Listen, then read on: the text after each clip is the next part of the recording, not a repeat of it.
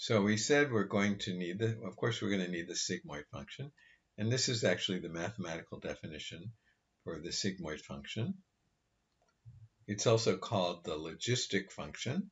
And this is the definition. And we're just using one here. I guess they're being more general and allowing to use any constant up here. And then we have 1 plus e. And then we're not going to have this k. We'll just assume that k is 1. And we're not going to have this x0. We'll just assume that this x sub 0 is 0. So we just have basically 1 plus e. So they're allowing some more flexibility. They're allowing this number to be any number, but we're assuming this number is just 1. K is just 1. We're assuming this number is just... So if you change these values, so this, we're assuming this is 1. We're assuming this is 0. You'll get sort of a slightly different curve, or a different curve. So it will be maybe shifted over to the right, or this might make it higher and lower, and so on. But anyway, we're just sticking with the standard version, which is this is 1, this is also 1, and this is 0. And then that's the standard version of the logistic curve or the sigmoid function, and that's what we have right here. So it's 1 over 1 plus e to the minus z. So that's the sigmoid function. And then if you want to, you can find the derivative of that. So here's the function, and you can find the derivative of this function with respect to x. So you'd have to do a little bit of work to do that, but it turns out that the answer is this. So you have the e to the minus x, or we're using z, so it's e to the minus z, and then over 1 plus this blah, blah, blah, and then squared. So you can do that. You can just do a derivative calculation here, and you will get this. So this is the derivative of this function. So we'll call this one sigmoid, and we'll call this one sigmoid prime. Okay, so let's try to do some feed-forward calculations working with the 1-1-1 neural network. So in the 1-1-1 neural network, we only have one x value. We only have one weight at the W1 level. We only have one weight at the W2 level. And we have, we need an error. So we need from this, we'll get a y hat, but we need to know the actual labeled value, y, in order to calculate the error, right? Here's the j. We're going to predict a y hat, but we need a value for this. In order to calculate y minus y hat, we need a y that's the label for the input value. That's the actual value, the gold standard, the true value, the actual value. So we need that. So we'll just make up a number. We'll just call it, I think I called it 0.5, just so we can get an answer here. We can finish the calculation. So this is very simple to do. We just take z2 is just x times w1. Then we take z2, we put it into our sigmoid function. We get the output a2. And then we take that a2 and we multiply it times the weight w2. And that gives us z3. And then we put that z3 into the sigmoid function, into the activation function, the threshold function. Those are all the same words. And we get out the y hat. Now here, it's very hard in R to put a little hat on top. So we just call it y hat. And then we can calculate y minus y hat and square it and multiply it times a half, and that will be j. So we can do all of this, and this is the feed-forward process in a simple way. So this is the error j. Note that the actual error is just y minus y hat. That's the error. So here you can see this is the predicted value. Y hat is what we get, and then we subtract y, which we arbitrarily set to 5. So y minus y hat is that, but j, we're using j actually as our error measure. So we're not just leaving it at this minus this, or sorry, y minus y hat, but we are doing that whole j thing, which means we're squaring it and multiplying by half. So we talked about why we might want to do that. But anyway, that's what J would be. And so here we can print out J, and we see that that's the current J. Now we want to encapsulate these calculations into a function. And we'll call it scalar, because right now we're not working with any matrices. So we'll call it the J cost scalar function, and it's going to take an x value, the input value x. We're going to need to supply it with a weight. This is going to be initial weight eventually, but right now it's just the weight. And then we're going to have a weight. We need to supply it with a W1 weight and a W2 weight, and we also have to give it the associated value label for this x, which is y. And the way that we'll call this function is like this. We supply it with we put in an x value, we put in a value for W1, a value for W2, and a value for y. And the definition is just like what we did here. So what is it? We take the x value times the W1 value, and we define Z2 to equal that. And notice that, by the way, that Z2 is not in here. We don't want to specify what Z2 is. Z2 is calculated from this and this, so we don't want the user to specify Z2. We're going to we're going to define Z2 given these values. Then we take that Z2, we put it into sigma, and then that gives us this. And then we take that and we multiply it times the W2 value. And then we gives us Z3, which is the same thing as y hat. No, sorry, it's not the same thing as y hat. This we put into Z3 into sigmoid, and that's y hat. And then we can calculate J and return J. And then we can test this by just running this. Now, I don't have to supply actual numbers because these are already defined above. So I already defined what x is, W1 is, what W2 is. So I can just run it with those values by just putting these in there. And here we get the same thing that we got here, of course. Now, this is just cost for a single item, but we may want to have the cost for many items. Now, I don't remember if I actually included this. No, sorry, that's not included, so let's not do that. We don't need that now.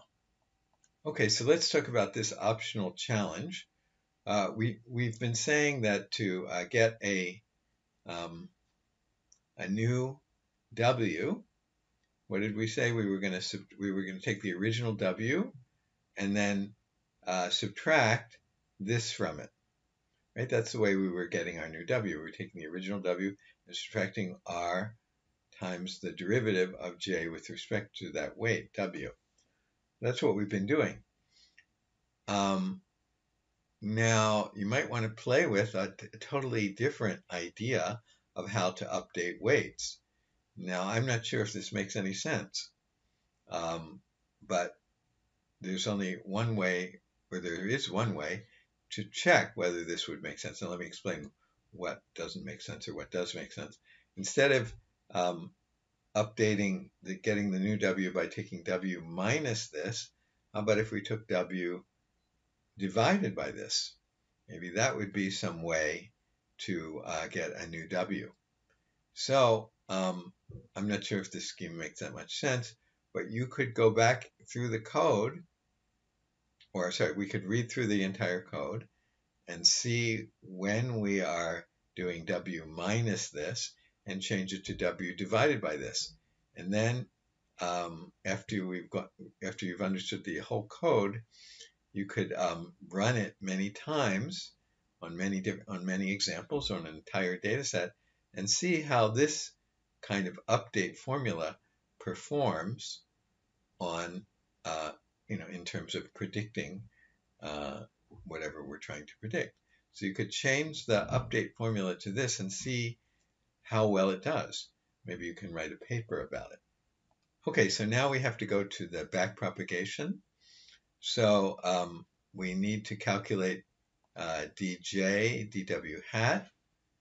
And if we go back to the formulas for dj dw hat in the 111 architecture, the simplest architecture, if you go back up above, we should see that the formula was for the derivative was y minus y hat times negative sigma prime of z3 and a2. Now remember that z3 is not given to us. We defined that within our function, and the same thing with a2. Now, and none of this is actually occurring within a function, by the way. We're just doing this outside. So I'm assuming that you still have this stuff in your environment. You still have all of this, so we can refer to A2. This is in your RStudio environment because you defined it here and you haven't erased it yet. So you still have this stuff. So we could just so we can sort of test out this idea of defining the derivative. So where's that?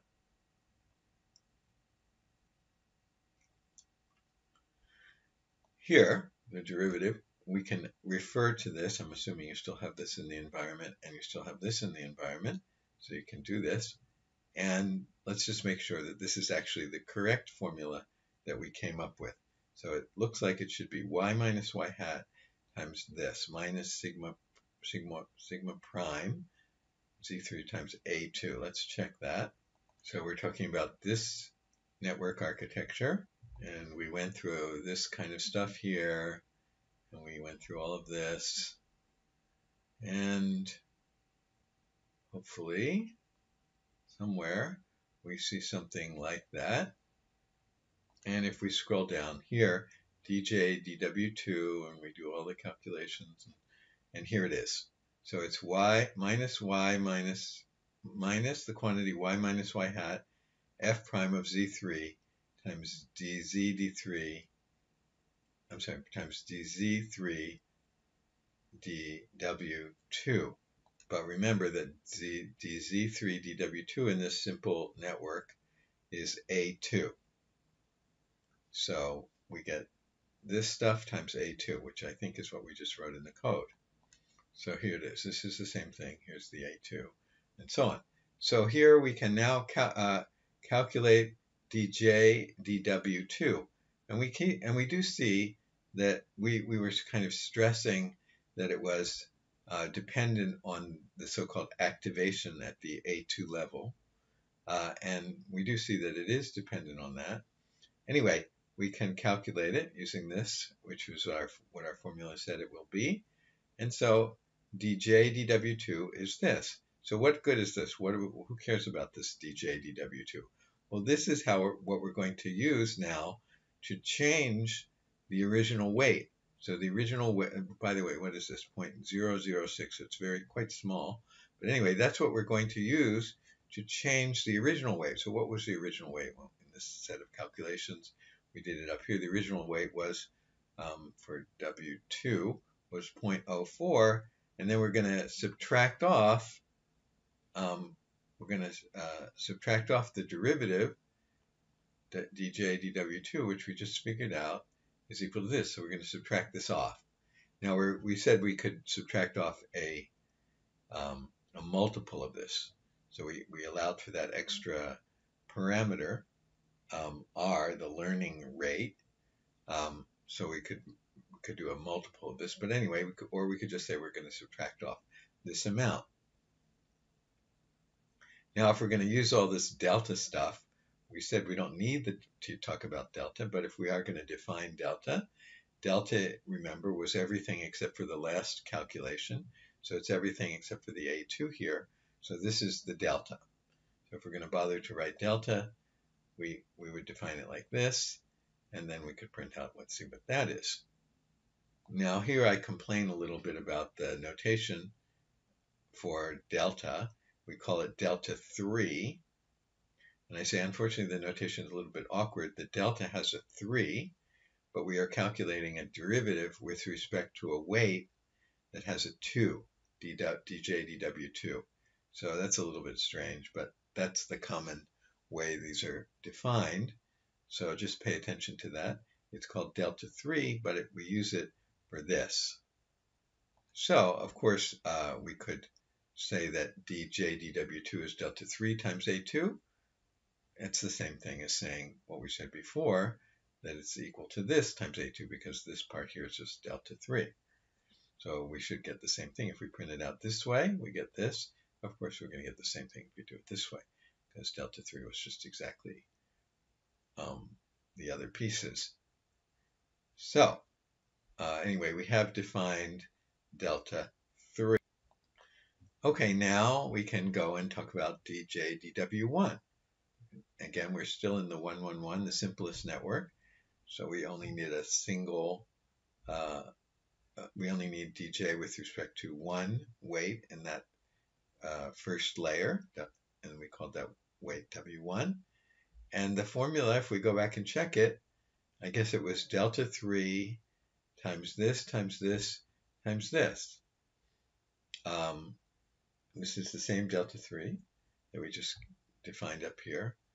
And then this dz3 dA2 is W2. So remember that what is Z3?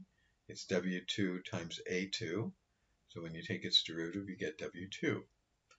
Okay, maybe that was quick, but you can stop the video and make sure you agree with that. And then I guess this is sigmoid prime of Z2. So you can check that that's correct. And then this part is just X. This is just the activation X. So we now have our calculation. I didn't go back and check the formula for this one, but you can. Now we have the dj dw1, which we can actually check it and see what it actually equals. And what are we going to use this for? We're going to use this to update W1. So we're going to change W1 by this amount. We're going to decrease W1 by this amount. And we can also recall that we defined delta 2, not delta 3. We already have delta 3, but we also defined a delta 2 as delta 3 times this times that. So you can go back and check that that's what we did define delta 2 as. We can print out what delta 2 is, and of course we could write with that delta 2, and we get the simple expression, or the short expression for dj dw1. It's delta 2 times the activation, or times the input x. And we can print out that, and of course we get the same thing here as here. So here now we reiterate that the entire logic of the neural network learning process is what? Just that the new weight is the old weight minus r times the derivative. So in other words, we're just going to take the old weight for W1, and we're going to subtract the derivative. Maybe we're going to include r, or maybe we won't. Or, well, in other words, we might just set r to 1. Or maybe we'll set it to something else. We can set this as our proportion of our constant of proportionality to whatever we want. And typically it's set to some number like a half or 1, or some relatively small number, probably usually a number between 0 and 1. Okay, anyway, so we're just, like we said, we're just going to take the original W1 weight, which was whatever it was. The original one was here, 0.3, and now we're going to subtract that, this number here. Okay, sorry, this number here. Okay, and so we can check what W1 was, we can check what W2 was, and then we're going to, here we're setting r equal to 2, okay, so we'll let r equal 2, and then we'll update W2 based on this formula, and update W1 based on this formula. And then we can see what they are now, the new weights. So we can print out updated weights as a label here, and then print W1, the new W1 now, because we updated it like this. it's now different. So before W1 was equal to this, and now it's a little changed. And here, before W2 was equal to this, and now it is a little bit changed. So we've learned. We've done the learning. And this is the whole process of the neural network. We've actually completed the entire process. So, but then of course we're not going to do it just for one example. We're going to run this through for many examples, each time updating the weights, and we hopefully will get intelligent results. So instead of doing this like just manually like this, so to speak, we should write a function to do this. So we want a function that will take the old weights and update them to new weights. So we call that function update weights. So this function is going to take an x value, an original W1, an original W2, a y value. Now this is artificial. This example, because we don't usually know. This is only going to work when, well, we're going to have to supply the weight. I'm sorry, we're going to have to supply the y value in here. Maybe it's not that artificial, but anyway, we're going to have to supply the y value here. So, and then we can also supply our learning rate, r, in this update weights. So a sample call for this function might look like this. Update weights. So we put in 0.5, so that would be the x value. And then apparently here, we're assuming we have a weights matrix, or sorry, it's a weights vector, and it has first element and a second element. So it's going to have, I guess the first element is going to be for W1, and the second element is going to be for W2. We're just going to store that in a vector, the two weights. So, and then this is going to be the y value, and then this is the learning rate. So that would be a sample call of this function. And this function that we're writing up here is going to return a list. We're going to construct it so that it returns a list. So let's see what that means. If we go down, here's the start of the definition. So it's here with function, goes to here. And then if we go down, keep going down, here's the end. So here it returns something, and the name of this thing is called return list. Presumably it's a list. So what is it? So here's the definition of this thing. It's right here. So what is it? It's a list that contains a W1 value and a W2 value. And then here we set the names for the list. So this list has two elements, 1 and 2. And here we're going to use the set names function, which allows us to set the names for a list. Remember, a list has values, but it also has names for the elements. So we want to give names for the elements. So we're going to do that here. We're going to call the first name W1 and the second name W2. So when we run this function that we're creating called update weights, it's going to output this list.